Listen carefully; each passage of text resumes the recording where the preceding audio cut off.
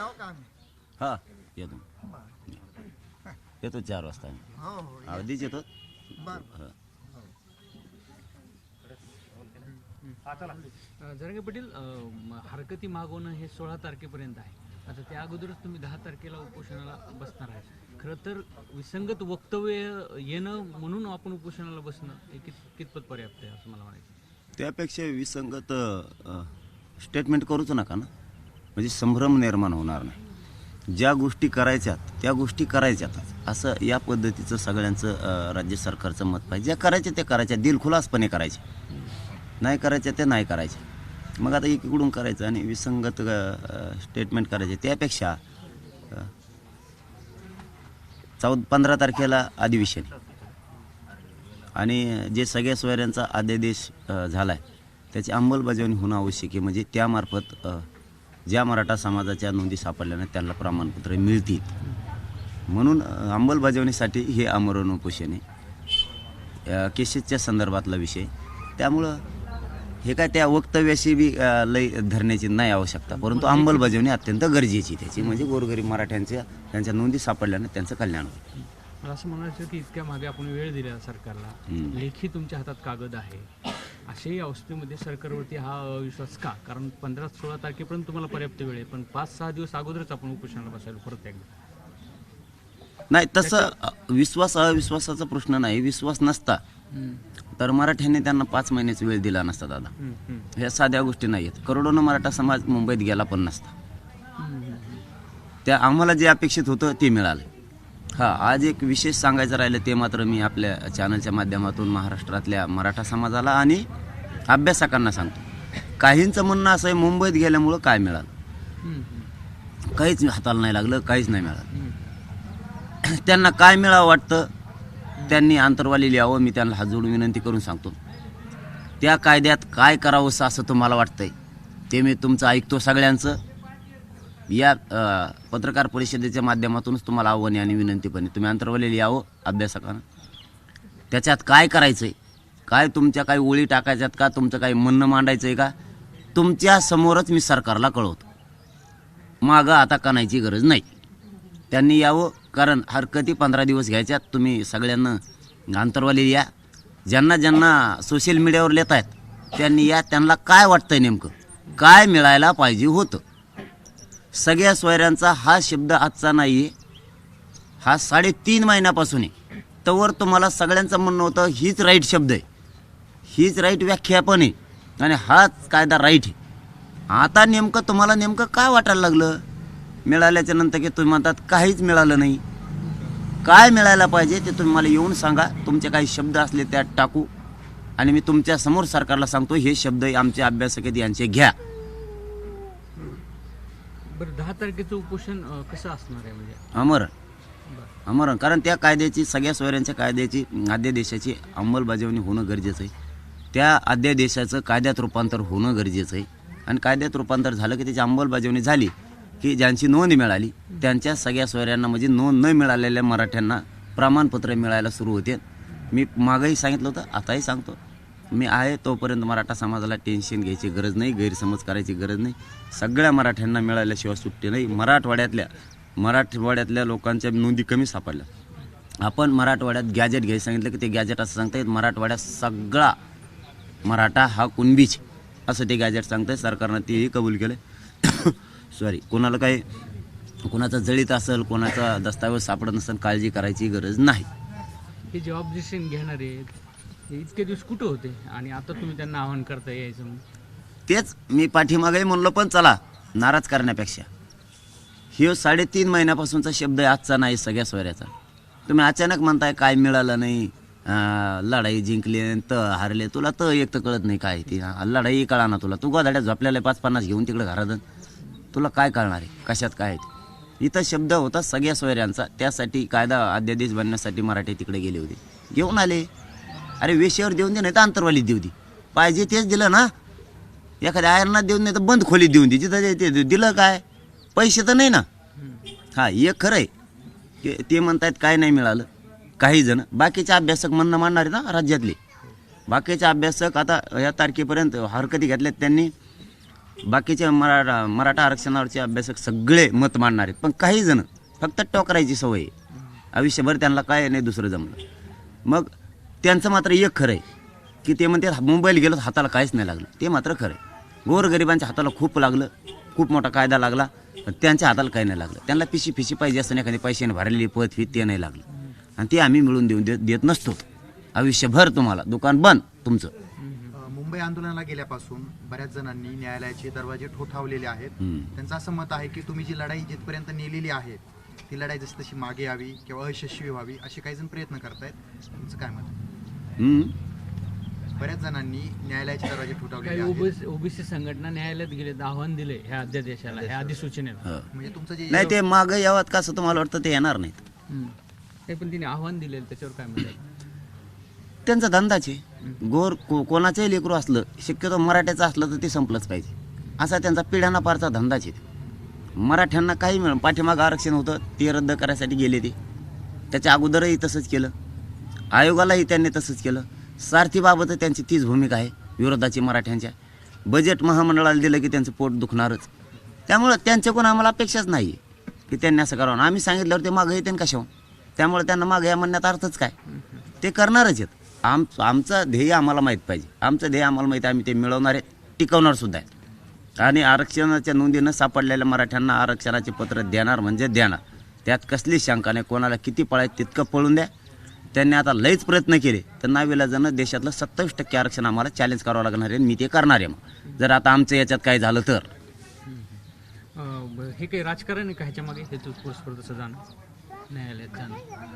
नाही, सवयच आहे यांना पहिल्यापासून सवय असते एखाद्याला उकांडा उकरायची, ती उकरीणार. त्याला किती धुवून आणा तुम्ही, त्याला चांगले कपडे झाला ते लोळणार म्हणजे लोळणारच उकांड्यात. छगन भुजबळ यांच्या राजीनाम्याची मागणी जोर धरू लागलेली आहे. ज्या प्रकारे असं जर राजकारण केलं जात असेल तर त्यांनी राजीनामे द्यावेत असे सत्ताधारी काही आमदार आहेत किंवा काही जण आहेत ते मागणी करतात. म्हणजे या वादानंतर त्याचे पडसाद जे आहेत ते असे पाहायला मिळतात. त्याला राजीनामा द्यावा द्या, नाही तर त्याला राष्ट्रपती होऊ द्या. त्याचे विचारच राहणार आहेत. ते इतका खराब विचाराचा माणूस आहे, खराब, अति खराब. तो असं करून मंडल कमिशन चॅलेंज करायला लागले. गोरगरीब ओबीसीचं वाटोळं करून टाकेल.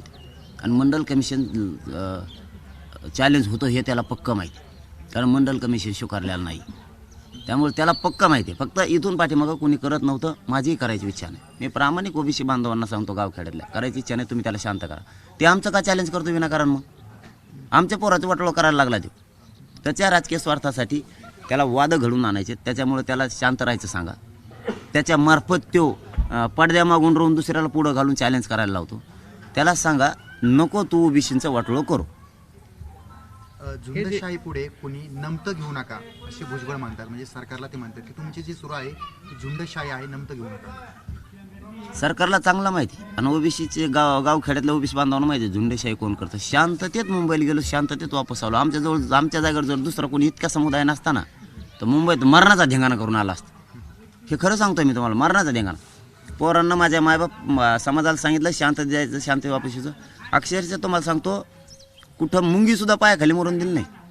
एवढा समुदाय होता तरी एका नाही. शांततेत गेले आणि शांततेत आरक्षणच घेऊन मागे राहिले. आरक्षण घेऊन आले म्हणजे ती आरक्षण मिळण्यासाठी जो कायदा लागतो हे कायद्याचं राज्य आहे. इथं साधं एखाद्या दुकानाचं जरी काही करायचं असलं तरी त्याला परवाना लागतो, तरच ते करता येते. नसतं आरक्षण तिथं काय एखाद्या घमिल्यात किंवा गुन्हे ठुलले की मग जायचं घेऊन यायचं. कायदा बनवावाच लागणार आहे, त्याशिवाय ते मिळणार नाही. आणि जे आम्हाला अपेक्षित होतं ते झालं. सगळ्या सोयऱ्यांसाठी आम्हाला अध्यादेश गरजेचा होता. आता त्याचं कायद्यात रूपांतर होईल. त्याची अंमलबजावणी करण्यासाठी 10 तारखेला आमरण उपोषण ठेवलं. माझ्या गोरगरीब मराठ्यांच्या पोराचं कल्याण होईपर्यंत मी हटत नाही, आणि माझा समाजही हटत नाही. हे 5-50 जण जे बोलणार आहेत विरोधात काही मिळालं नाही काही, त्यांना समाज मोजित बी नाही. आणि तुम्ही कोण आहेत केवढ्याचे आहेत काहीच म्हणत. उलट मला म्हणत होते पहिल्यांदी हे नका घेऊ बरं का आपल्या संघ.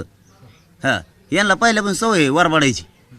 म्हणलं नको, आपण मातृत्वाच्या भूमिकेत राहू. सगळ्यांची गरज आहे, आपण सगळ्यांसोबत घेऊ, फक्त इथून पुढं काही करू नका. म्हणून सोबत गेला समाज पहिल्यापासून म्हणतो यांना घेऊच नका, कारण इथं गोरगरीबात लढाई. गोरगरीब आम्ही सगळे एकत्र आहेत. कधी हाक मारली की उभा राहतो. आता ते तुम्ही उघड्या डोळ्यानं बघितलेलं आहे. अख्खी मुंबई जाम झाली होती, इतक्या ताकदीनं मराठे आत घुसले होते.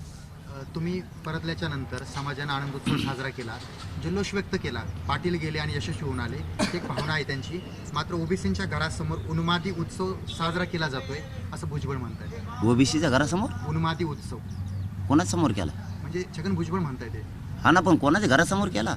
ओबीसींच्या. कुठं केलाय? ओबीसींचे घर आमचे आहेत, तो येत काय? तो काय संबंधित आहे? राजकारणी सगळ्या दुनियाचं खातो तो कोणकडे बी, तो काय संबंधित? ओबीसी आमच्यात नाचवतोय गुलाल घेऊन. तुला काय माहिती रे? पडत एका कोपऱ्या लोक उठत जाशील टुपकन राह ना गप. ओबीसीचा काय संबंध आहे? उन्माताचा काय संबंध? आनंद आहे, ती दिवाळी आहे फक्त. एकदा या कायद्याची अंमलबजावणी होऊन सगळ्या स्वऱ्याच्या मार्फत एक पत्र मिळालं ना, तू फक्त महादिवाळी बघ आणि विजयाची महासभा बघ कशी असते. आणखीन तुला लय बघायचं आहे, चष्म्याच्या काचा बदलीत राहतो आता, फक्त लय बघायचं आहे तुला आणखीन. आणि ओबीसीच्या दारापुढे नाचत नाही, ते आमचे घर आहे, तू हे नाही, तू गप बस. आता आम्ही कोण आहेत? आता आम्ही ओबीसीचे आहेत ना. मनोज जरांगेने एवढे ज्ञानी देशात दुसरं कोणीच नाहीये असे छगन भुजबळ म्हणतात. तो काय सर्टिफिकेट देतो मला? मी ज्ञानी कोण नाही देशाचा? अरे नाही ज्ञानी, पण तुला उलथ पालत झाला ना तू. ज्ञानी असून तो काय उपयोग आहे? गेले ना सगळे मराठे ओबीसी आरक्षणात. तू असंच म्हणून म्हणून म्हणून दुसऱ्याला तू कमजोर समजून समजून कमी समजून तो पुढे गेले लोक, तू तिथंच राहिला. आणखीन गेले का नाही हे सत्य आहे का नाही? तू म्हणणारी याला शिकलेलं नाही, त्याला शिकलेलं नाही, ते काही हुशार नाही, काही ज्ञानी नाही.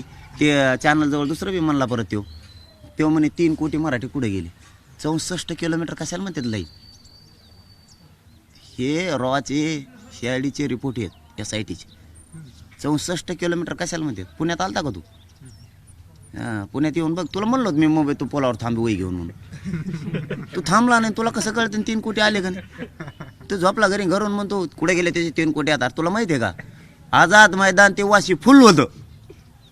सगळे मुंबई, अर्धी मुंबई ठप्प झाली होती. तुला माहिती आहे की? तुला काहीच माहीत नाही. उगा आपलं गप्पा आणतो परत म्हणतो त्याला गणित येत नाही. मला तुला गणित येत नाही, तुला गणित येत नाही म्हणतो थांब म्हणलो.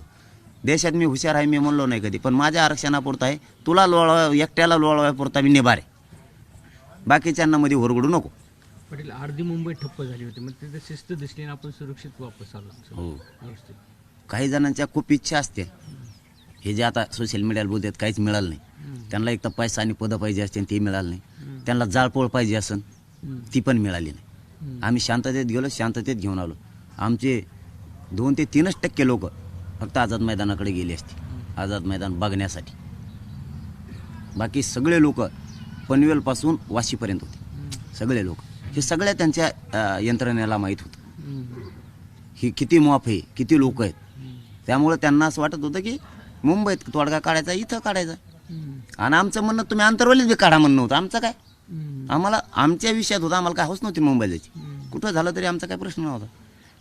त्यामुळं मुंबईत आम्ही शांततेत गेलो, शांततेत आलो. काहींच्या इच्छा पूर्ण झाल्या नाहीत, त्याला आमचा नाविलाज आहे आणि आम्ही होऊन बी देणार नाही तुमच्या इच्छा पुऱ्या. गोरगरिबांच्या झाल्या.